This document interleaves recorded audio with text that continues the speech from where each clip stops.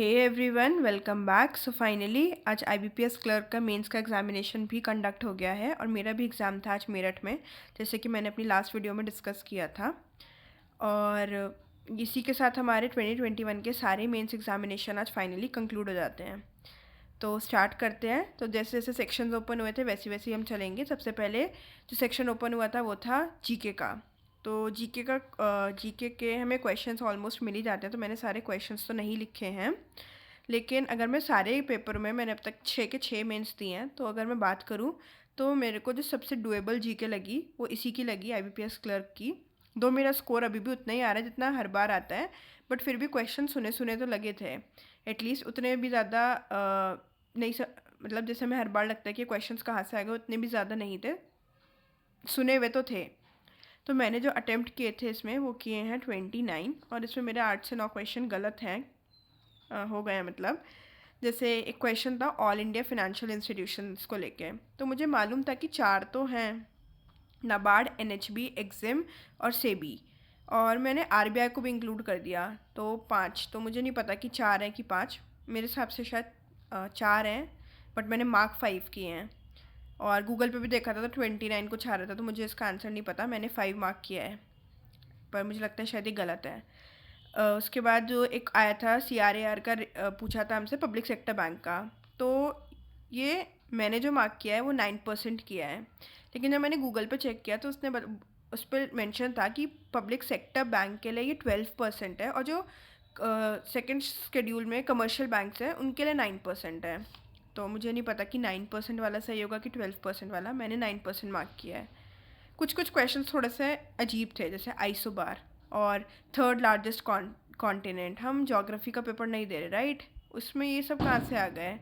Anyway मैंने isobar वाला attempt किया, मेरे को ऐसे थोड़ा बार देख के टेम्पटिंग सा लगा कि शायद कुछ टेम्परेचर से रिलेटेड हो, तो मैंने टेम्परेचर वाला ही मार्क किया, जबकि वो प्रेशर से रिलेटेड था, तो गलत हो गया।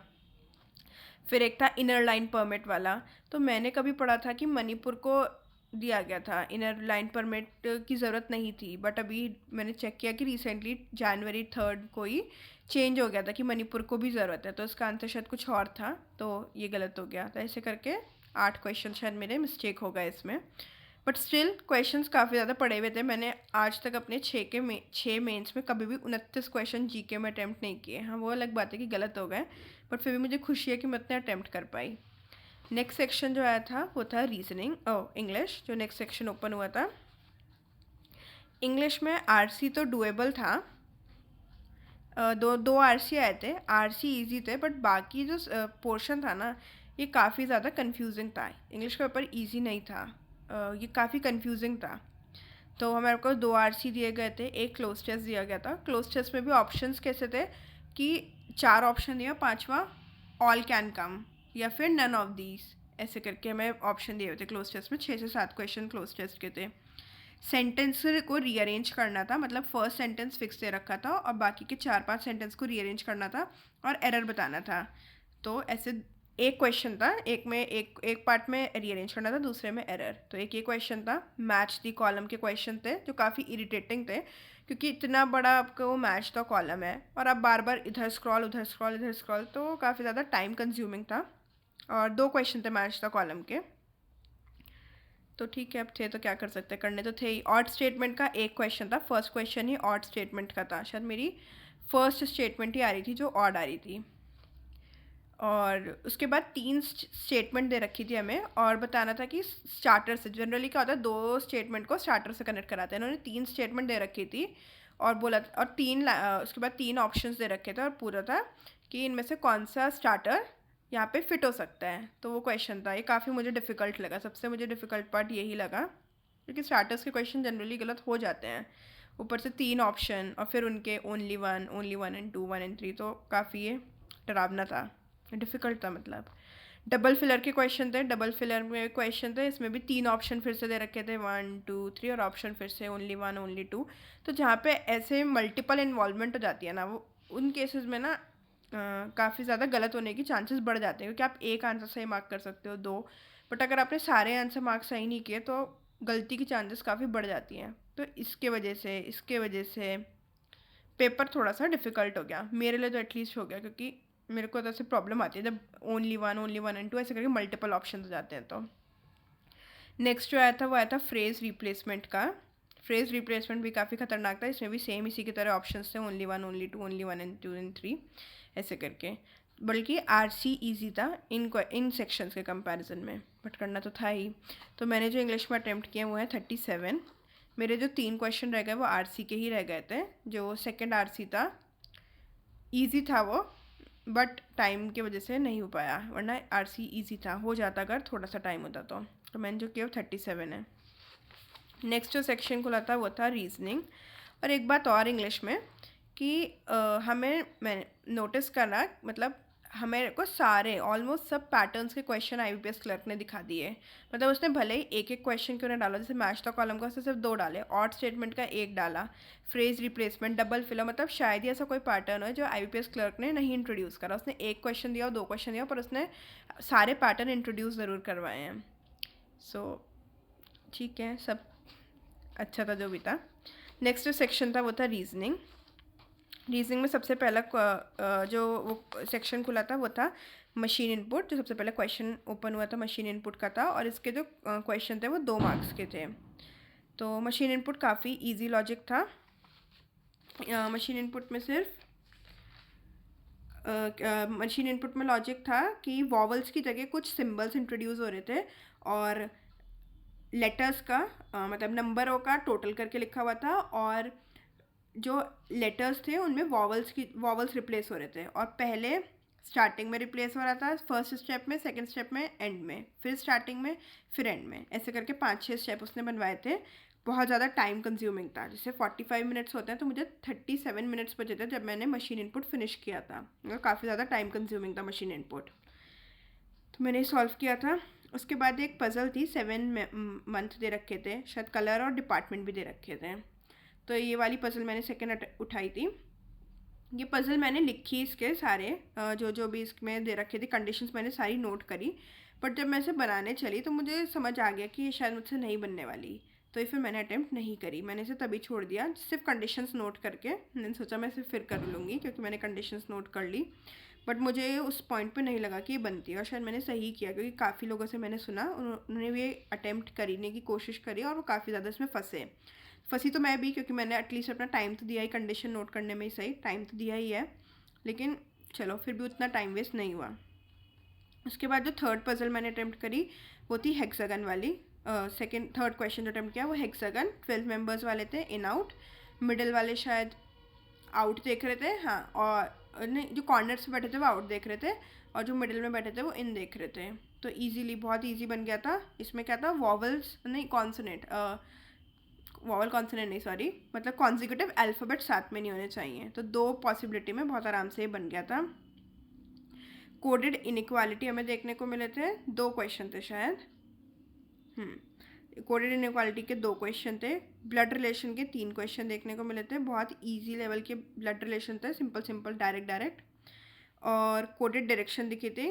फाइनली एसबीआई और आईबीपीएस में जो कोडेड डायरेक्शन देखी उसके बाद ये काफ़ी सिंपल लगी, क्योंकि उनमें तो बहुत ही टाइम कंज्यूमिंग और बड़ी थी, बट इसमें काफ़ी डायरेक्ट दे रखी थी। लॉजिक सिर्फ +5 करके था, और वही नॉर्मल था कि नॉर्थ साउथ ईस्ट वेस्ट के लिए ये सिंबल्स हैं, आपको बताना है। तो ईजी थी काफ़ी। फिर एक और मैंने पज़ल जो अटेम्प्ट करी थी वो ये की थी कि 6 या 7 लोग थे कोई, और वो लीनियर रो में बैठे थे और उनकी एज दे रखी थी कुछ, तो उनको अरेंज करना था। तो ये भी इजी था, 3 पॉसिबिलिटी में शायद मैंने बना दिया था। मैं एलिमिनेशन की जगह जल्दी पॉसिबिलिटी बनाने में बिलीव करती हूँ, तो मैं ज़्यादा पॉसिबिलिटी है कोई बात नहीं, बट मैं पेन चलाने में ज़्यादा बिलीव रखती हूँ। तो 6 से 7% के थे और एजेस वाली थी, तो ये बन गई थी। एक और क्वेश्चन आया था जो मैंने अटेम्प्ट किया था, जिसमें एक रो 1 होती है और रो 2 होती है। तो 1 का एक रिजल्टेंट होता है और 2 का एक रिजल्टेंट होता है, उनको सम बताने होते हैं, ये डिफरेंस बताना होता है। तो हमारे एग्जामिनेशन में जो आया था वो था 2 क्वेश्चन आए थे शायद इसके।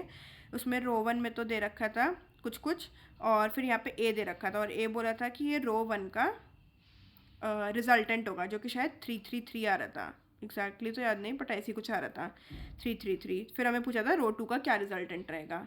तो एक ये क्वेश्चन था, दूसरा इसी में जो पार्ट था वो था रो 1 और रो 2 का सम बताना है हमें। तो ऐसे करके इसके 2 क्वेश्चन थे, ये मैंने अटैम्प्ट किया था। तो ऐसे करके मैंने रीजनिंग में टोटल अटैम्प्ट किए हैं वो 22 हैं।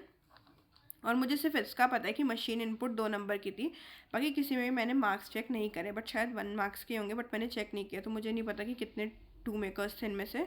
सिर्फ इसका पता है कि ये 2 नंबर की थी। तो ऐसे हो गए रीजनिंग में 22।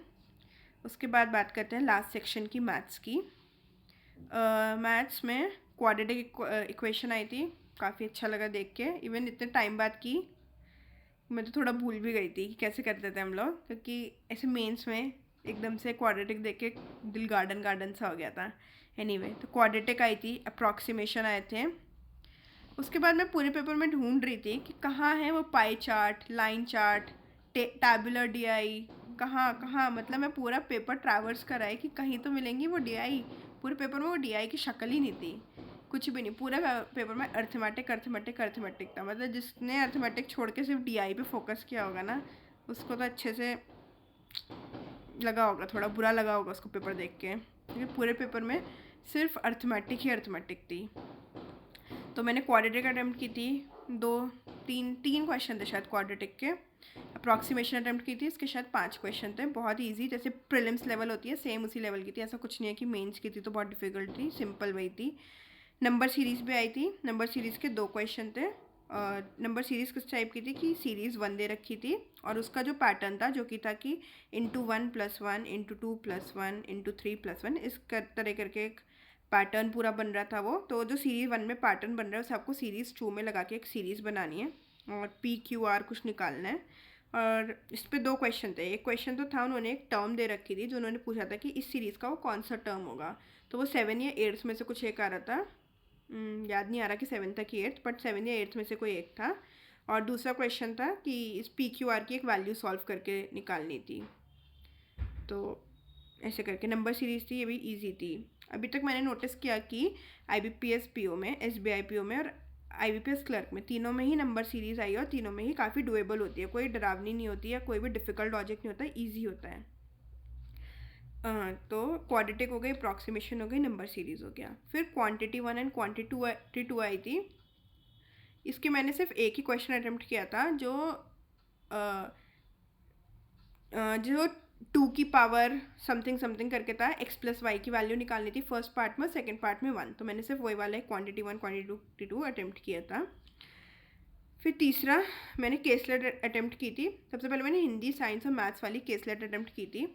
इसमें 4 क्वेश्चन थे। केसलेट तो पूरी सॉल्व हो गई थी, लेकिन जो इसमें क्वेश्चन थे कि डिफरेंस निकालो उन लोगों का जिनको मैथ्स नहीं पसंद या साइंस नहीं पसंद, तो मुझे नहीं समझ आया कि वो कैसे निकालना है कि जिन लोगों को मैथ्स नहीं पसंद, वो कौन से लोग हैं जिन्हें मैथ्स नहीं पसंद। मैंने काफ़ी पॉसिबिलिटी लगाई कि सिर्फ पहले पूरे मैथ्स वाले को हटा दो, या फिर मैंने सिर्फ जहाँ जहाँ पे मैथ्स आ रहा है, चाहे वो साइंस के साथ हो, हिंदी के साथ हो, वो सब हटाओ। मैंने मतलब काफ़ी कॉम्बिनेशन लगाए थे, बट मेरा किसी से भी आंसर आ नहीं रहा था। तो इसके 4 क्वेश्चन में से 2 इसी तरीके के क्वेश्चन थे, जिनमें से ये बताना था कि कौन सा पसंद नहीं करता। तो वो मैं 2 अटैम्प्ट नहीं किए, 2 अटैम्प्ट किए इस केसलेट में से।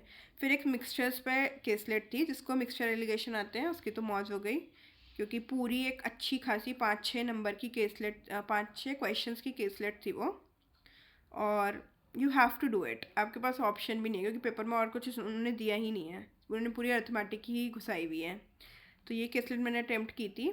इसके मैंने सारे क्वेश्चन किए थे एक्सेप्ट लास्ट वाला, क्योंकि लास्ट वाला मुझे लगा बहुत ज़्यादा टाइम कंज्यूमिंग हो जाएगा, क्योंकि पहले स्टेप 1 में से मिक्सचर निकालना था कुछ, फिर स्टेप 2 में से, फिर स्टेप 3 में से, ऐसे करके। तो इसके मैंने 5 क्वेश्चन किए थे, जो लास्ट वाला था वो नहीं किया था।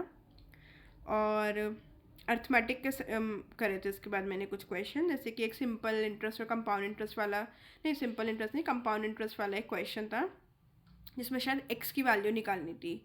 तो I am not sure, but शायद मेरी 88 आई थी x की वैल्यू। तो ऐसे करके जो मैंने मैथ्स में अटैम्प्ट किए, और भी अर्थमेटिक के होंगे, मुझे याद नहीं अभी कौन से थे, बट जो भी था मैंने ऐसे करके मैथ्स में जो अटैम्प्ट किए वो हैं 24। तो GK में 29, इंग्लिश में 37, रीजनिंग में 22 और मैथ्स में 24, ऐसे करके जो मेरा टोटल हो जाता है वो हो जाता है 112। तो देखते हैं अब क्या रहता है result. Bye and all the best for your result.